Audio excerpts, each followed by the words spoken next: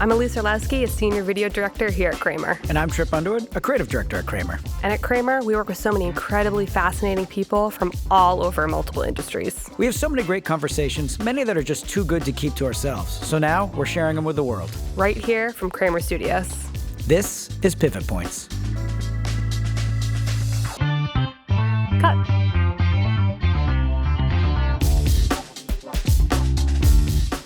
It's no secret that good organizations have good leaders. It's really as simple as that. But what's not so simple is figuring out what makes a good leader. Putting together the right team, hiring the right people, keeping the right people, knowing when to empower them and when to kind of pull them back a little bit. It's this really delicate dance, and there's an awful lot hanging in the balance. And so today we're going to talk a little bit about what it means to be a good leader, specifically in the events industry. To do that, we're joined by Martha Bunker, who has years of leading events teams. Yes, She's an thank you for events joining maverick. us. And weathered her fair share of storms. We're talking a little bit, some horror stories before, so it's going to be interesting to hear your perspective on some of this. But Martha, to jump right in, like I said, hiring the right talent, keeping the right talent. Difficult nut to crack for virtually any industry, but I think there's some specific challenges when it comes to events because it's a niche industry. There's quirks involved that you don't see other places. So when you're putting together a team or hiring a team member, what are some of the things you look for, first of all? And has that criteria changed a little bit now that we kind of enter this post-COVID world? Well, first of all, thanks for having me. I'm thrilled to be here. Leadership has been a passion of mine over the years, and I'm happy to talk about it. Hiring people today is a little different than hiring people 10 years ago, or even 20 plus years ago, or even 2 years ago, but 20 years ago. And I think the way to describe it the best is that you need to hire people that are passionate. Okay. Hopefully, as a leader in this industry, you have the technical skills to do the job, and you're able to train someone in your organization to know how to do the job. Okay. The person needs to be passionate, curious. The one red flag that I used to get is, why do you want to get into the events industry? Because it's a ton of fun. Well, it is That's a red flag right there. It is a ton of fun. However, there's a lot about the events industry that people on the outside don't understand, which is negotiating contracts, working with vendors, partnerships with hotels, Stretching budgets. Coming up with your own content. Dealing with a lot of problems. Absolutely. Dealing with things that may not go the way that you think they should go. Yeah. So it's making sure that you have the right person who's flexible, that understands that this is really a customer service type of role. This is not you are not the one on the dance floor with the hat on. You're the wedding planner, not the bride. Yes. We're not party planners. Yes. That's the other thing. Yeah. Which is a misconception. Totally. I think a lot of people see Totally. that. And it irritates me to no end. Couldn't tell from looking at you the way you responded.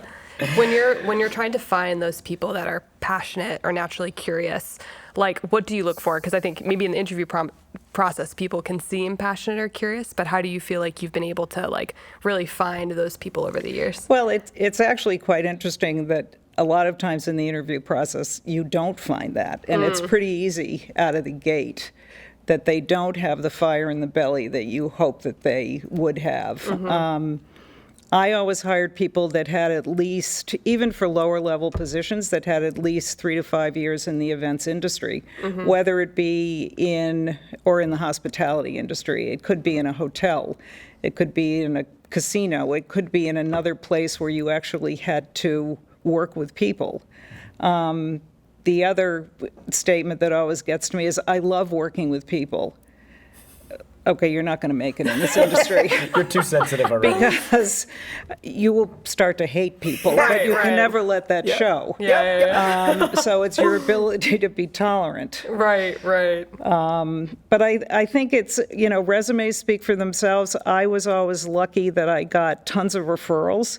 I got referrals from people in the hotel industry that had worked with other meeting planners, and referred them to me that way. I rarely hired somebody that sort of came in off the street.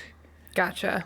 So it's always like those relationships, those people Absolutely. that you trust, that Yeah. thus for you'll like be able Yeah. to include someone else in your The team. referrals are always the best. When I first started out in this industry, I wasn't as tolerant and patient as I may be now, and I would come in as a screaming banshee, but that's how you learn. Yeah. And I think the best way for people in the industry to learn now is to make mistakes. Yes. Especially younger people that are getting into this business that think they know everything about everything, throw them out there and let them make a mistake and in a situation that's not going to affect a client relationship. Yeah. But if Sure. it's an internal sales meeting and it can move along, it's not the end of the world. A contained disaster. Right, exactly. Speaking to that a little bit, as a leader, like what are some things that you try to do to support people that are learning, or even if you have, a B plus that you want to grow to an A, like what are some things you do to kind of nurture talent from beneath it and allow them to grow? Well, you have to care. I mean, you have to care about your people. The number one thing, and I think being a successful leader, is caring about them personally. And it's not just caring about the fact that they show up every day and do their job, but it's really caring about, it's developing that relationship. Caring about them as a person, As not a an person, employee. That's a difference. and there's a big difference, and I think a lot of leaders don't understand that it's not transactional. It's the whole, I knew everyone on my team, their personal lives. Sometimes I probably knew more than they wanted me to know, but I was curious and probably a little too much of a Curious busybody. and passionate. Curiosity can be confused with passion. But it's important because when things change, and the way things changed 20 months ago, and we had to pivot so quickly, having that strong relationship with your team gets you through the times that are tough. Yeah. Because you do have a relationship, and that works with partnerships with production companies, with hotels, with anything else. When you've got that personal relationship, and leaders find, I think, a lot of times that that's not important, but it is. So I'm curious, as someone who's worked in leadership with a lot of different organizations, has there ever been things, maybe good or bad, that you've seen people do where you're like, that was really great, I'm going to carry that with me, or I probably wouldn't do that?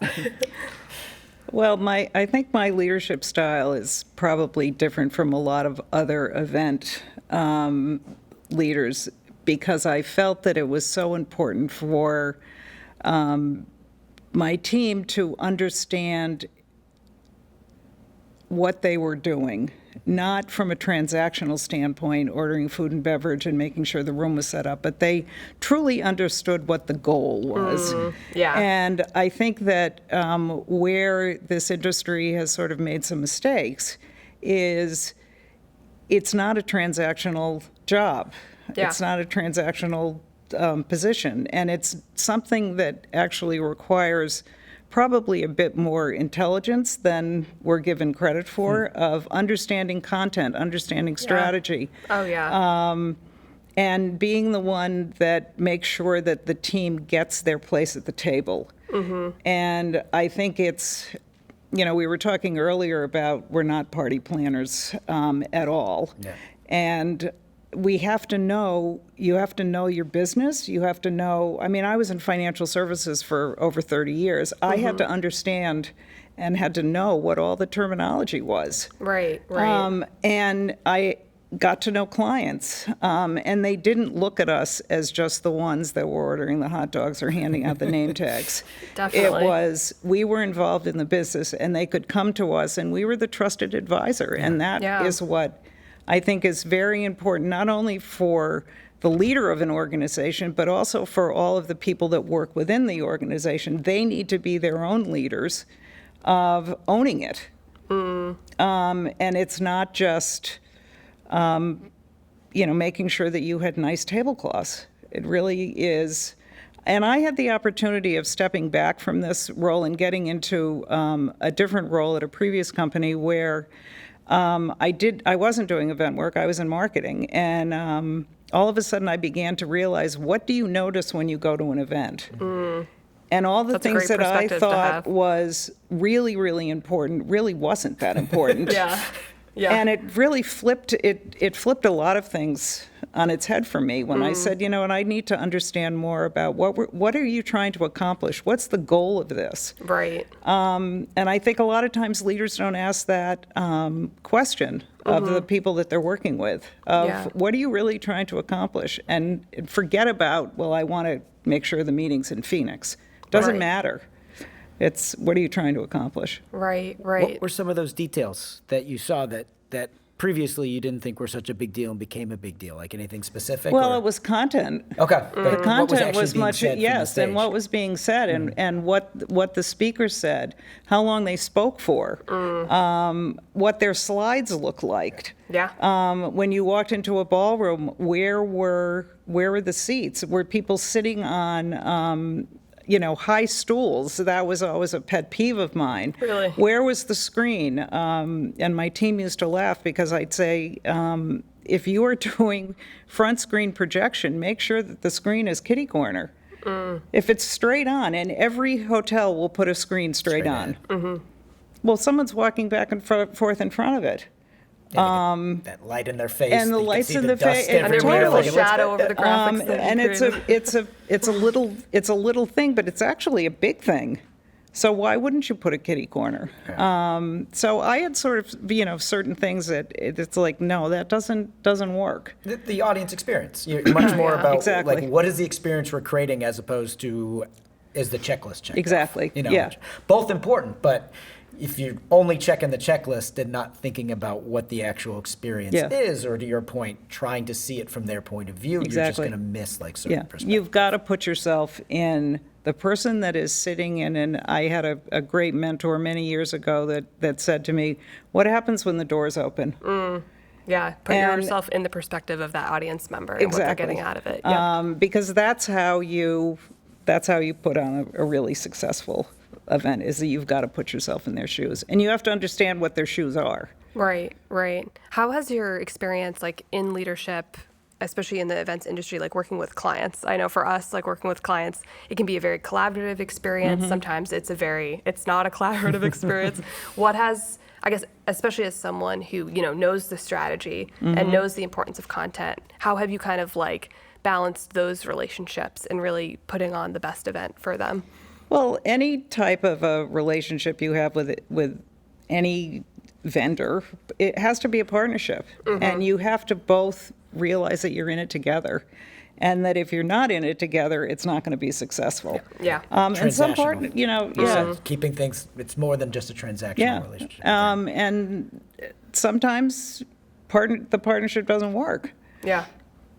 And then you have to sort of cut your losses and find somebody whose partnership does work. And I've been really lucky over the years where I've had incredible relationships with really great partners. Yeah. And we were in it together. It wasn't, I was the client and they were, and they weren't. Right. We right. had to be in it together. Oh, yeah. And that's ultimately how you're going to produce content that is really great in an event that Right. is really, it fulfills the strategy, like you said, and like the ultimate goal. And everybody has a voice.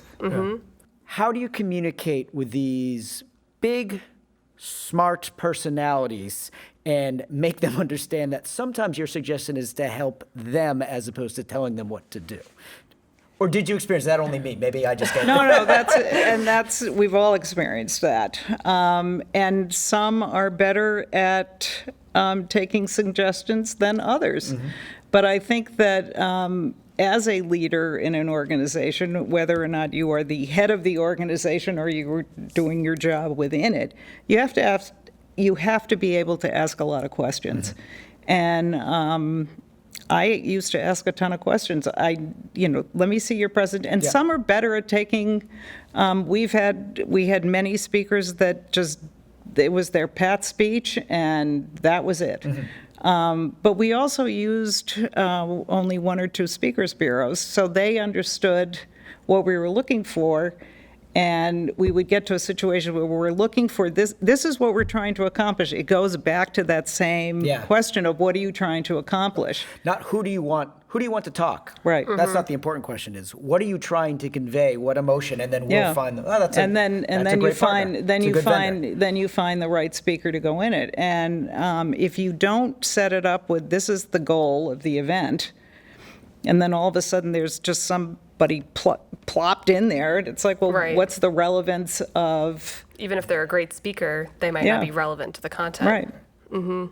And sometimes you'll have someone that's very relative to the content that's a really lousy speaker, and you just move on. Yep, you got to find that balance. Right. Beyond the Speaker Bureau, has there been any good ways that you've been able to find really good speakers and talent? I'm sure, because after doing a lot of events, I'm sure you work with very similar people and have done that for a lot of years. Word of mouth. And it also goes back to understanding what the common goal is. And I mean, we got into situations where every year we would have the previous, head of the free world speak. But then we got to the point of, well, maybe our clients aren't going to necessarily appreciate that person. Maybe we should partner them with someone else. Right. So we came up with suggestions to the Speakers Bureau saying, well, what about putting that's together this person and that person as opposed to just what you've usually done? So that's why you've sort of got to be, and you get it from, reading the news. Right. Just staying on top of it, seeing who's kind of like knowing the landscape, if you will. We had a huge client event happen right after bin Laden was killed. And everyone that we had coming into that event was a news person. And I remember getting up or hearing it that night on the news thinking, I'm looking at 5 keynotes tomorrow that easily could, and they all came. Wow. That's awesome. And some of them were keynotes that we had used in the past, so they knew us and they knew the organization and we had the relationship. But that's when that relationship really, really helps. So those key relationships are pretty key. Yeah. Who was the most dynamic pairing of the world leaders? I'm just curious as to some of the people that you heard speak together and what they were like together. Well, one of the better ones was Bill Clinton and Madeleine Albright, which was they had never spoken together. Okay. So there was like that genuine curiosity. Yes. Okay. And a genuine affection for each other. That's interesting. So it worked out well. That's great. That's awesome. Speaking of kind of like partnership, kind of shifting gears for a little bit, because obviously, you're working with clients, but also working with agencies and production houses. When you're working with an agency or production house, what do you look for, beyond obviously passion and knowing that they can do it? What do you look for like in a partnership? Flexibility. Definitely. That we're on the same page in terms of what we're looking for. Price. Yeah. I mean, budget is always key. Yep. But it's the ability to know enough about what you need and they know enough about what you need to come to the common ground of, you don't necessarily need that. So we can take that money and use it for something else. They're not just a Help button you manage pusher. that budget. Yes. Because it's an issue on both sides of the fence. So it's like, Right. hey, we're dealing with the same budget here. How can we use it to the way so everybody wins? Yeah. That mentality. Yeah. And that they have like you said, like they know the common goal so that they can help you kind of decide what to do and in these circumstances to be able to create the best, event or thing. Well, it's the content. best experience. And if you make sure that you are communicating to all of your partners so that they understand what you're trying to accomplish, it's a much better relationship. And it ends up being a much better product at the end because everybody has been brought into it and everybody understands. All the great minds have collaborated and created the best product. And everybody wants to know what's the end goal. Right. Yeah. And if we were to get involved in something and just not tell anybody, well, it's going to bust. So. Who surprised you most as a keynote? Like who were you maybe not expecting a lot from, or expecting it to go one way and come another way? I'm just curious as someone because I know you've been backstage for some really amazing. It was probably a former president. Okay. who Good or bad? who Good was way, bad way. Did they surprise you in a good way? it surprised me in a good way. Okay, It was cool. not necessarily a president that I would have supported. There's a speaker. And getting to know him one-on-one and was pretty amazing in its own right. Yeah. But just what he revealed while being on stage, Interesting. it was like, wow, you needed a better press secretary because you were I never heard about any you of were this. much better. You were But much that better. vulnerability, Yeah. the ability to be an honest speaker, I think, is like And fantastic from that point. I think everyone was sort of walked away from that saying, wow, even though most of the people in the audience probably had supported him as Sure. president, I think they saw a much more dynamic person, Yeah. one that wasn't falling all over his words, Yeah, as Yeah. the press had. accused him of so Yes. often. But they had that more, that experience. If we go back to that audience experience thing, that ability to Right. to walk away from that was something more than just that was a keynote of that was a really an honest portrayal or an honest look into this person's personality. I think is great. Really leaves them with something. And it to go back to what you said earlier, it is really important to make sure that you spend that time prior to the event of working with that speaker, Right. and just letting them know Yeah. what goal you're trying to accomplish, who's in the room, what to say, what not to say. Right. Yeah, they Goes a wanna be long way. successful too. Yeah.